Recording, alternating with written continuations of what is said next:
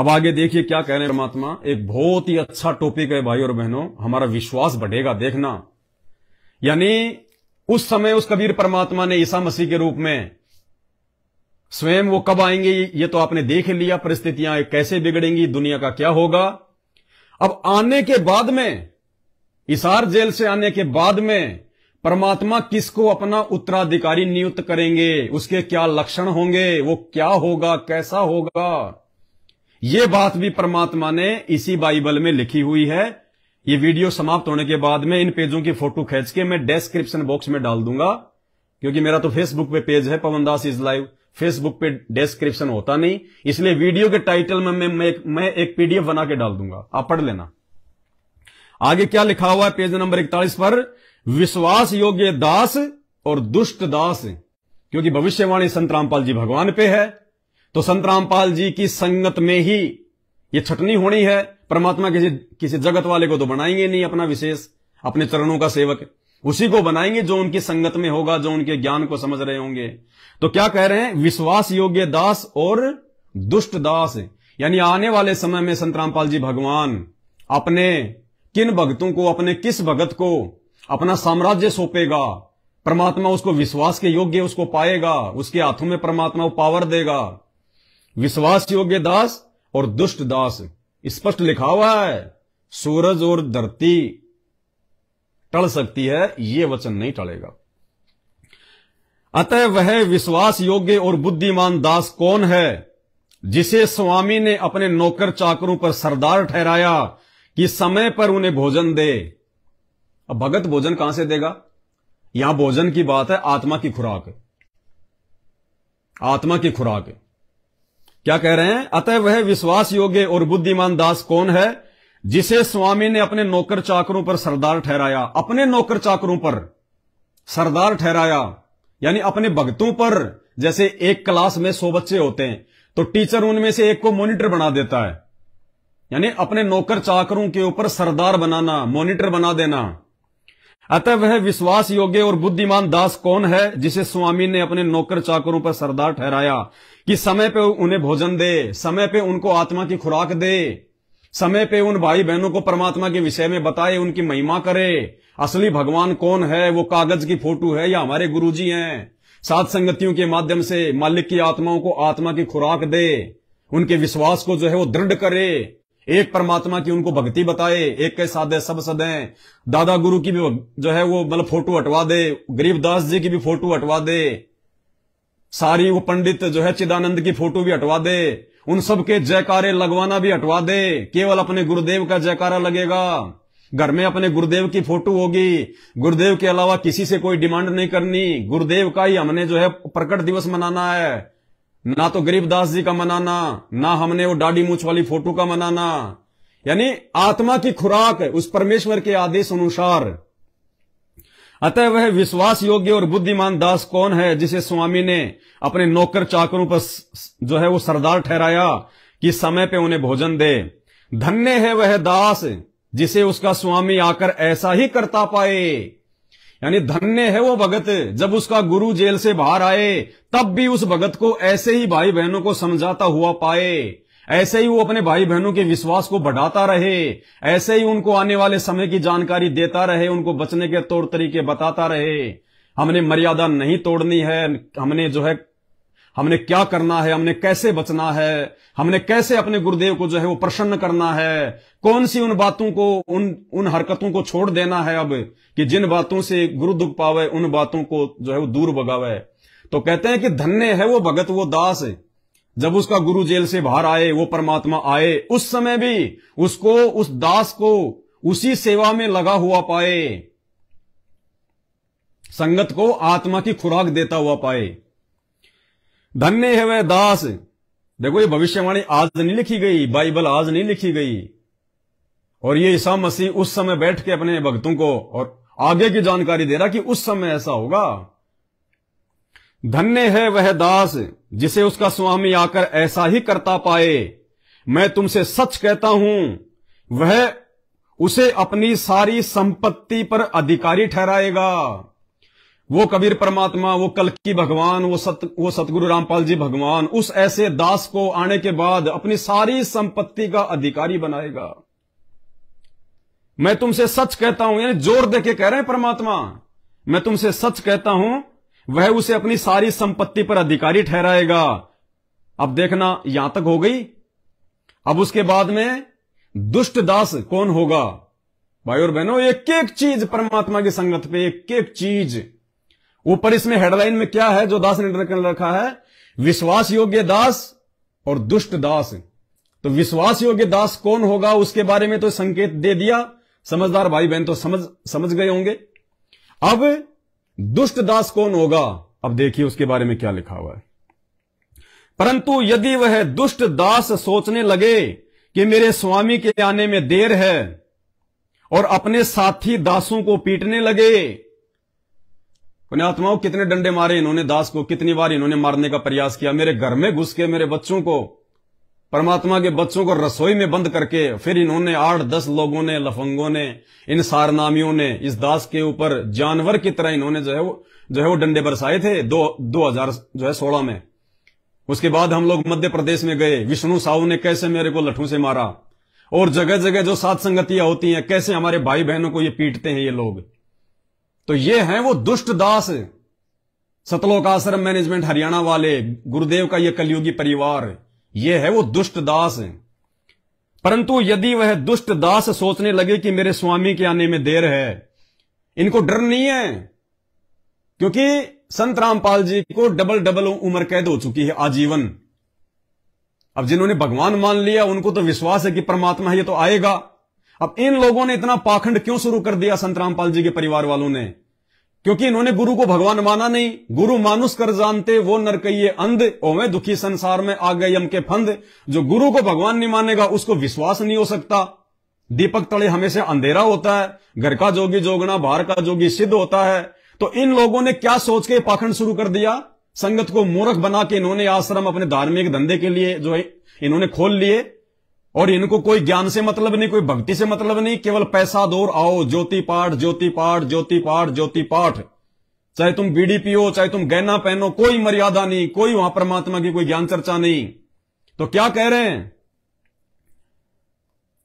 परंतु यदि वह दुष्ट दास सोचने लगे कि मेरे स्वामी के आने में देर है, यानी इनको विश्वास नहीं है, इन्होंने इसीलिए अपना धार्मिक धंधा सेट कर लिया कि गुरुजी तो अब जेल से बाहर आएंगे नहीं, क्योंकि जो गुरु को मानुष मानेगा उसके मन में तो दोष आएगा।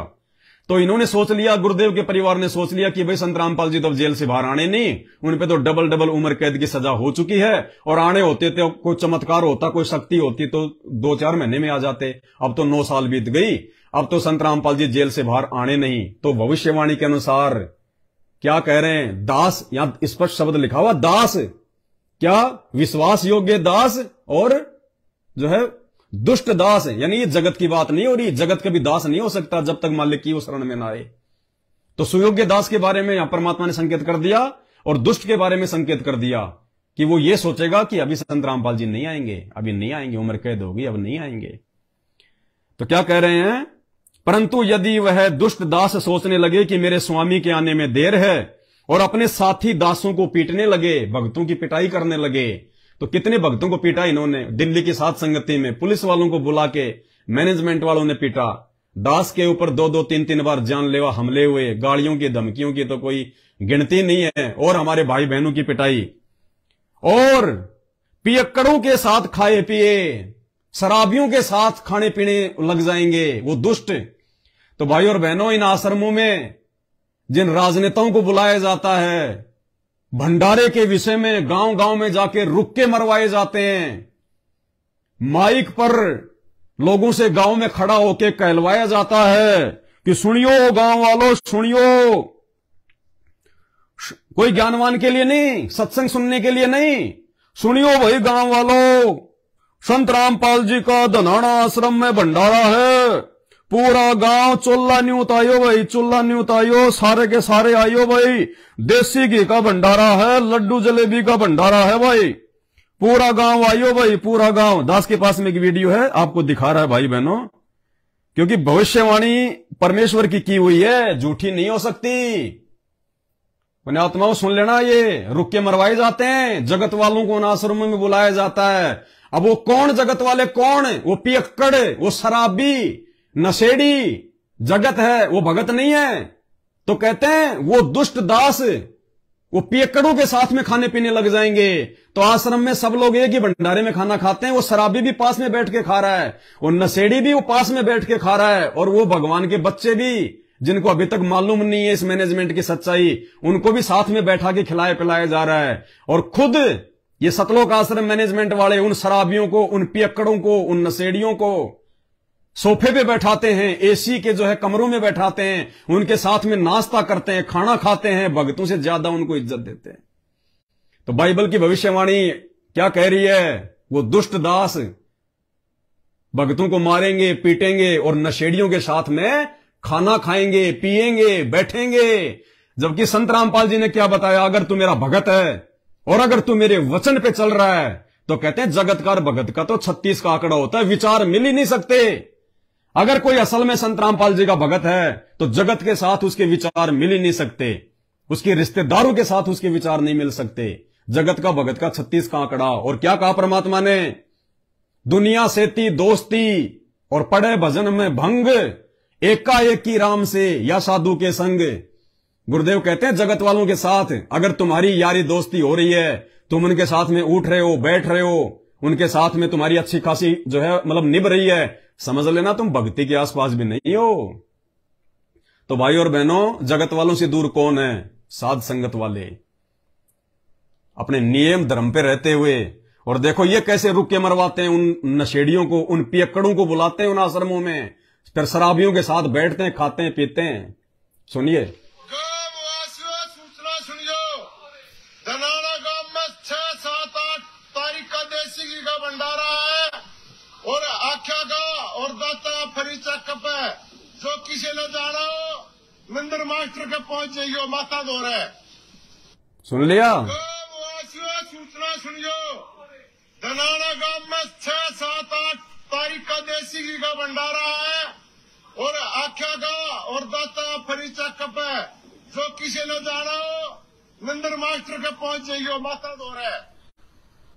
ये बाइबल के भविष्य के अनुसार सारी घटनाएं घटित हो रही हैं। अब गांव में रुक्का मार के बुलाओगे कि धनाना आश्रम में भंडारा देसी घी का, आ जाइयो भर, आंखों का और दांतों का फ्री चेकअप है।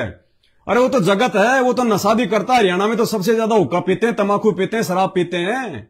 तो बाइबल की भविष्यवाणी के अनुसार वो दुष्ट दास कहते हैं वो भक्तों को तो मारेंगे, पीटेंगे और पियक्कड़ों के साथ में वो खाना खाएंगे, मौज मस्ती करेंगे, नशेड़ियों के साथ में वो बैठेंगे। तो कौन बैठ रहा है नशेड़ियों के साथ में? जगत नशेड़ी है, पियक्कड़ी है। एक एक चीज पुण्यात्माओं वर्तमान समय के अनुसार हो रही है पूरी।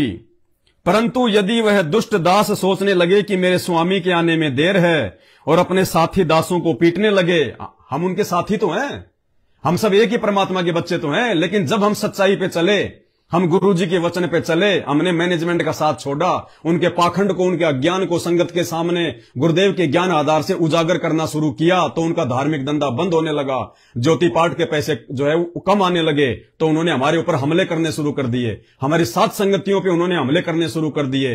वो जो है वो पुलिस वालों को बीच में डाल देते हैं, मार पिटाई करते हैं। और दास के साथ तो कितनी भयंकर मार पिटाइयां हुई आप सबको पता है, आपने वो वीडियो भी देखे होंगे।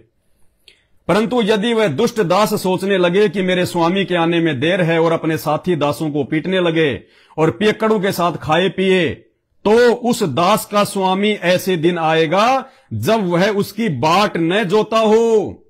यानी वो परमात्मा उस समय आएगा कि उनको विश्वास भी नहीं होगा कि ये आ कैसे गया जेल से बाहर, ये तो आना ही नहीं था, धंधा बंद हो गया, अब क्या होगा, अब संगत हमें कैसे पैसे देगी, अब तो लोग जो है सीधा मतलब गुरुजी को देंगे। तो कहते हैं वो ऐसे दिन आएगा, उन धार्मिक धंधा करने वालों की आंखें फटी फटी रह जाएंगी, उनको पता भी नहीं चलेगा। एक साथ संगति में हम गए हुए थे बिहार में, तो वहां पे एक भगत भाई आया, उनको परमात्मा ने एक सौपन दिया, और सौपन में परमात्मा ने दिखाया कि जैसे परमपिता परमेश्वर सतगुरु रामपाल जी भगवान दास की झोपड़ी पे आ गए जेल से आने के बाद। अब दास की झोपड़ी पे आ गए, उसके बाद में मैनेजमेंट वालों में अफरा तफरी मच गई, और मैनेजमेंट वाले भी आ गए बहुत सारी संख्या में, और कहने लगे कि पवन दास ने गुरुजी को किडनैप कर लिया, पवन दास ने गुरुजी को किडनैप कर लिया। अरे पवन दास किसको किडनैप करेगा भाई। परंतु यदि वह दुष्ट दास सोचने लगे कि मेरे स्वामी के आने में देर है और अपने साथी दासों को पीटने लगे और पियक्कड़ों के साथ खाए पिए, इसलिए हम इनका विरोध करते हैं कि मत जाओ उन आश्रमों में, मर्यादा नहीं है, आने वाले समय में मरोगे, परमात्मा नहीं बचाएगा। क्योंकि ये जगत वालों के साथ में दोस्ती कर चुके हैं। अपना धार्मिक धंधा सही प्रकार से जो है वो चलाने के लिए इन्होंने जगत वालों के लिए धनाना गांव में बैडमिंटन का स्टेडियम बना दिया। 30-35 लाख रुपए संगत का इन्होंने बर्बाद कर दिया। अरे गुरुजी तो मोबाइल तक में वीडियो गेम खेलने के लिए मना करते हैं, ताश तक खेलने के लिए मना करते हैं, देखने के लिए मना करते हैं, और इन्होंने उसी परमात्मा का नाम लेके और बैडमिंटन का स्टेडियम बना दिया। तो ये पियक्कड़ों के साथ में हो गए। धनाना गांव में इन्होंने एम्बुलेंस चला दी। अरे भगवान तो अपनी आध्यात्मिक शक्ति से रोगों का नाश कर रहे हैं। हॉस्पिटलों को परमात्मा समाप्त करना चाहता है कि मेरी शरण में आओ, भक्ति करो, तुम्हें रोग होगा ही नहीं। और ये धनाना गांव में इनका विरोध ना हो, इनके आश्रम अच्छे से चलें, गांव वाले इनका विरोध ना करें। गांव में 2-2 एम्बुलेंस लगा दी, फ्री सेवा, बच्चों के लिए स्कूल लाने ले जाने के लिए इन्होंने जो है बसें चला दी गांव में, सिर्फ अपने धार्मिक धंधे के लिए। तो ये हैं जिनके विषय में बाइबल कह रही है। और पियक्कड़ों के साथ खाए पिए, तो उस दास का स्वामी ऐसे दिन आएगा जब वह उसकी बाट न जोता हो, और ऐसी घड़ी जिसे वह न जानता हो, तब वह उसे भारी ताड़ना देगा। उसे बहुत भयंकर जो है वो कष्ट देगा फिर, जो उसने वो कर्म किए, जो बीज बोया है। और उसका भाग कपटियों के साथ ठहराएगा कि तू तो कपटी है, तूने तो अपने स्वार्थ के लिए किया जो भी कुछ किया मेरे इस परमार्थ के मार्ग में। वही रोना और दांत पीसना होगा। उसके बाद में रोते रहेंगे, दांत पीसते रहेंगे, कुछ नहीं बनेगी। आगे चलिए।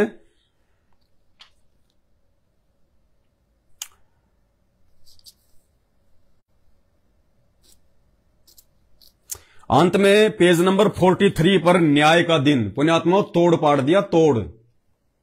देखो आज से पहले परमात्मा ने दास को प्रेरणा नहीं करी कि मैं बाइबल पढ़ूं, क्योंकि हमें तो परमात्मा के द्वारा लिखी पुस्तकें, उनके सत्संगों से ही फुर्सत नहीं है, उनमें इतना अमृत ज्ञान है, हमें भारी चीजों की आवश्यकता ही नहीं। लेकिन अब ठीक का समय आ गया और आने वाला समय जो है विनाशकारी है। इसलिए जिनको परमात्मा ने चुन लिया साध संगति के माध्यम से, उनको बहुत ज्यादा सावधानी रखनी है। चाहे घर छोड़ना पड़े, चाहे नौकरी छोड़नी पड़े, मर्यादा नहीं तोड़नी तो नहीं तोड़नी, परमात्मा नहीं छोड़ना तो नहीं छोड़ना। इसलिए परमात्मा हमारे विश्वास को और ज्यादा जो है वो दृढ़ कर रहे हैं कि ये जो साध संगति है ना, ये नूह वाला जहाज है, नूह वाला जहाज। जो इस जहाज में जो चढ़ गया उस नूह की बात को मान के, यानी दास के ऊपर जैसा भी परमात्मा ने टूटा फूटा जो आशीर्वाद दे रखा है, और दास जो 8 साल से भोग रहा है, नहीं तो पुण्यात्माओं कितने आए कितने गए मैनेजमेंट के साथ में ज्ञान आधार से लड़ाई करने वाले, आंधी की तरह आए लोग, तूफान की तरह गए, अपनी नई नई पार्टी बना के अपनी डफली पीट रहे हैं। इस दास को परमात्मा ने 8 साल से अकेला खड़ा कर रखा, अकेला खड़ा। क्या था मेरे पास में?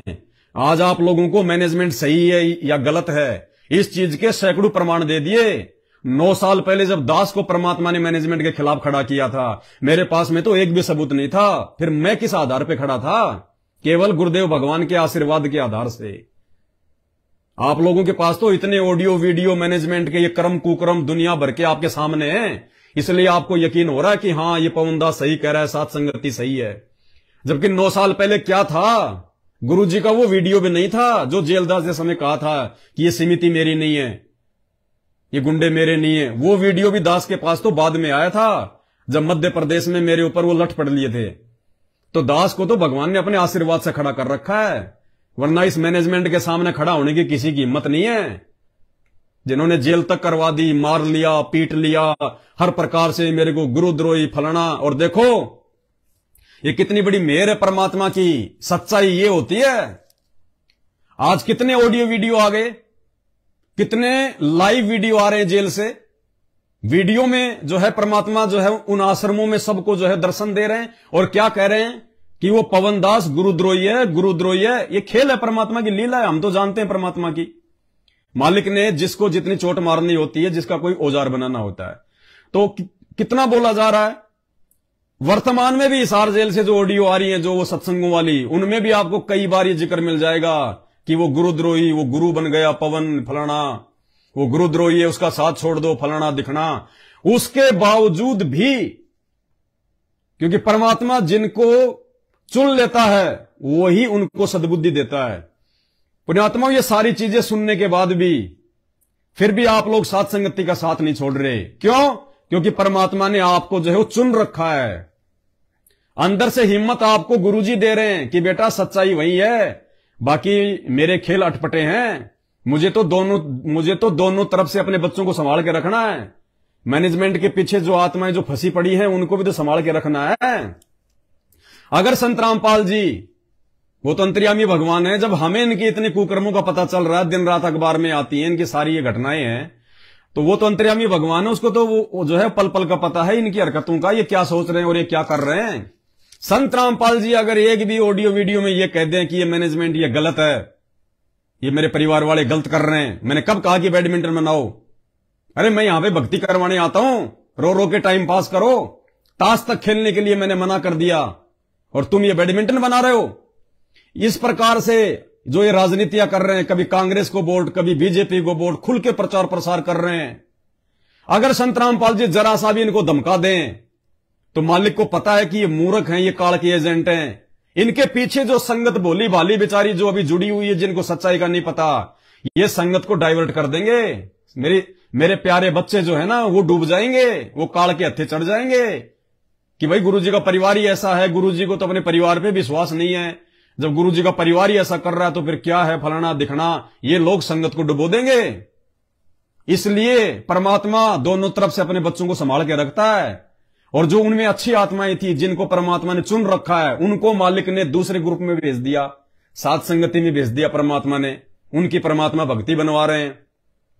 तो ये परमेश्वर के बहुत अटपटे खेल हैं। कहते हैं कबीर का ज्ञान अटपट, झटपट समझ में ना आए, और जिसको झटपट समझ में आ जाए उसकी सारी खटपट मिट जाए। तो ये खेल हैं ये परमात्मा के। अब आप विचार करो, इस दास के खिलाफ खुद गुरुजी हिसार जेल से, गुरुजी ने मेरे ऊपर मुकदमा किया, दास 3 महीने हिसार जेल में रह के आया। उसके बावजूद भी, क्योंकि मुझे तो पता है कि मेरा बाप है और वो ऐसा वो क्यों कर रहा है, क्योंकि कुम्हार होता ना, मटके को बाहर से भले चोट मारता है लेकिन अंदर हाथ भी रखता है। तो ऐसे ही मेरे गुरुदेव भगवान ने, मेरे परमात्मा ने पहले मुझे ज्ञान से 8 साल से 9 साल से मुझे तपाया। परमात्मा ने हर प्रकार की, परमात्मा ने मुझे गरीबी में रखा, लोगों ने मेरा बहिष्कार किया, गुरुद्रोही, एक भी आदमी मेरी शकल तक देखना जो है वो पसंद नहीं करता था। आज भगवान ने लाखों जोड़ दिए साथ संगति में, तो मालिक ने हिम्मत दी। तो दास तो मतलब सारा खेल मालिक का समझ ही रहा था कि क्या है और क्या नहीं है। और कभी कभी जब मायूस हो जाता था तो परमात्मा कोई ऐसा कोई चमत्कार करते थे मालिक, ऐसी कोई घटना घटित करते थे कि दास का विश्वास फिर से जो है वो दृढ़ हो जाता था। तो कहने का मतलब है दास के खिलाफ, मैनेजमेंट खिलाफ, सांसारिक तौर पे गुरुजी मेरे खिलाफ, संगत मेरे खिलाफ, उसके बावजूद भी आप कई हजारों की संख्या में, यानी हजारों की संख्या में तो भाई बहन बिल्कुल दृढ़ हैं, बाकी लाखों की संख्या में लोग हमारे साथ संगति की वीडियो देख रहे हैं। यानी लाखों की संख्या में लोग मैनेजमेंट का साथ छोड़ दिया और ज्ञान को आधार बना गया, क्योंकि यह ज्ञान मार्ग है और परमात्मा के बच्चे साथ संगतियों से जुड़े हुए हैं। लाखों की संख्या में डगमग नहीं हो रहे। अब आप विचार करो, मेरे खिलाफ तो इतना सब कुछ हो गया, गुरुजी ने मुकदमा करा दिया, गुरुजी ने इतने ऑडियो वीडियो में बोल दिया वो गुरुद्रोही है, जो उसका साथ देगा नामखंड हो जाएगा। अब पुण्यात्माओं, अब आप विचार करो, यदि गुरुजी अपने परिवार के खिलाफ या इन आश्रमों के खिलाफ यदि थोड़ा सा भी बोल दें, यानी मेरे खिलाफ जितना बोला उन्होंने, यदि उसका 1% भी गुरुजी यदि अपने परिवार के खिलाफ बोल दें, किसी भी मीडिया में आ जाए, टीवी चैनल पे आ जाए, कोई पत्रकार जेल चला जाए और गुरुजी ये कह दें कि ये जो मेरा परिवार है ये काल का एजेंट है, ये गुरुद्रोही है, मेरी संगत का सत्यानाश करा रहा है, एक भी भगत इनके आश्रम में नहीं जाएगा। एक भी क्या होता है, एक भी अगर गुरुजी जरा सा भी इनके खिलाफ बोल दे तो सीधे तौर पे जैसा दास के खिलाफ बोल रहा है मेरा बाप, एक भी सबक अगर बोल दे, इन आश्रमों के अंदर कुत्ता भी नहीं जाएगा। कुत्ता क्या होता है, एक भी व्यक्ति इनका साथ नहीं देगा, इनकी बात नहीं मानेगा। और इधर दास के खिलाफ सब कुछ उल्टा, उसके बावजूद भी लाखों भाई साथ संगति से जुड़े हैं, हजारों की संख्या में भाई बहन जी जान से इस मार्ग को आगे बढ़ा रहे हैं। क्यों? यही तो ज्ञान का प्रभाव है, यही तो गुरु जी का आशीर्वाद है, यही तो परमात्मा का असली मिशन है। क्योंकि हमारा विश्वास साथ संगति में रह के उन मैनेजमेंट वालों से लाखों गुना ऊपर बढ़ रहा है। इसलिए हमारे साथ परमात्मा है, हमारे साथ गुरु जी का आशीर्वाद है, और इसलिए हम दिन रात आगे बढ़ रहे हैं। इन लोगों की तमाम कोशिशों के बावजूद, इनकी तमाम घटिया और नीच हरकतों के बावजूद भी परमात्मा में निरंतर आगे बढ़ा रहा है। जब महाभारत का युद्ध चल रहा था, अर्जुन और कर्ण की लड़ाई हो रही थी, तो अर्जुन का सारथी कौन था? श्री कृष्ण, तीन लोक का स्वामी। अब अर्जुन क्या करे, जैसे ही उसके रथ पे बाण मारे, अर्जुन कर्ण के रथ पे बाण मारे, तो उसका रथ 7 कदम दूर पीछे हटता, 7 कदम पीछे। और वो कर्ण जब अर्जुन के रथ पे बाण मारे, तो वो मात्र 3 कदम पीछे हटता। तो जैसे ही 3 कदम पीछे रथ हटा अर्जुन का, तो श्री कृष्ण जी जो उसके सारथी बने हुए थे, उसने कहा कि धन्य है कर्ण, तेरे माता पिता धन्य है। अब ये सुन के अर्जुन बड़ा दुखी हुआ। अब युद्ध के क्षेत्र में तो क्या बोले, रात को जब अपने तंबू में गए युद्ध बंद होने के बाद, उसने कहा कि केशव एक बात बताओ, आप उसकी तरफ हो कि मेरी तरफ हो? जब मैं उस कर्ण के रथ पे बाण मारता था तो 7 कदम पीछे जाता था, और वो मारता था तो मात्र 3 कदम जाता था मेरा रथ पीछे, फिर भी तू उसी की महिमा कर रहा है। तो श्री कृष्ण ने कहा, रे मूर्ख आदमी, ये बता तेरे रथ पे कौन बैठा है सारथी बनके? बोले जी 3 लोक का स्वामी श्री कृष्ण भगवान है। अरे बोला, तेरे रथ पे 3 लोक का भार, 3 लोक का वजन बैठा है, उसके बावजूद भी वो कर्ण तेरे रथ को 3 कदम जो है पीछे कर रहा है। तो नालायक, तू तो अगर उसके रथ को अगर 5 किलोमीटर भी पीछे सरका दे तो भी वो 3 कदम ज्यादा है, कि तेरे रथ पे साक्षात भगवान बैठा श्री कृष्ण 3 लोक का स्वामी, और उसके बावजूद भी तेरे रथ को 3 कदम पीछे अपने बाणों से धकेल रहा है। तो सोच वो क्या है। तो भाई और बहनों, इसी प्रकार अब ये हमें सोचना पड़ेगा ज्ञान आधार से कि इन लोगों की तमाम घटिया कोशिशों के बावजूद सांसारिक तौर पे गुरुजी भी इनके साथ में, हमारे को गुरुजी गुरुद्रोही कह रहे हैं, हमारे ऊपर गुरुजी मुकदमा डाल रहे हैं, गुरुजी उनके साथ, संगत उनके साथ, अरबों खरबों रुपया उनके साथ में, जगत वाले उनके साथ में, और तमाम इन्होंने मारने पीटने जानलेवा हमले कर लिए, जो है जेल करवा दी, संगत में नीचा दिखा दिया। उसके बावजूद भी परमात्मा हमारे को दिन रात ऊपर उठा रहे हैं। तो असल में भगवान साइलेंट रूप में हमारे साथ में है या उनके साथ में है, ये हमने विचार करने की बात है। ये बड़े अद्भुत खेल है इस कल की भगवान के। बाद में देखना जो लोग नहीं समझ पा रहे आज माथा पीटेंगे वो।